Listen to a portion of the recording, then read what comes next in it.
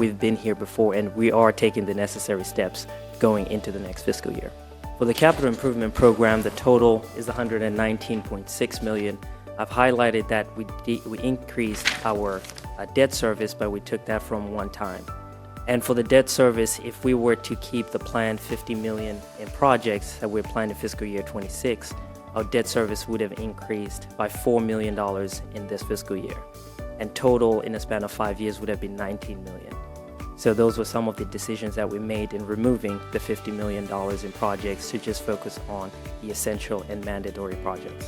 We cannot introduce any new projects into the ARPA program because all of the funding had to be committed to a project by December of 2024.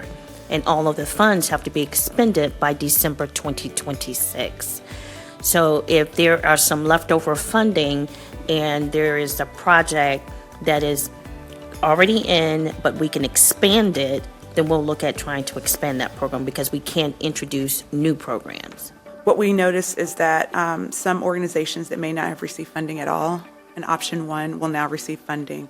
They will receive about 25% of their ask. So for some of the organizations that ask for a larger amount of money, instead of receiving nothing, they will receive something. So it will still be harder for them to maybe hit their original KPIs that they set, but for some of the smaller organizations that ask for smaller amounts, they will probably still be able to achieve their goals. We need to make sure we know how it's being used and what the return on investment, both qualitative and quantitatively, is going to be on our city. To our employees, your work often happens behind the scenes, but its impact is felt everywhere.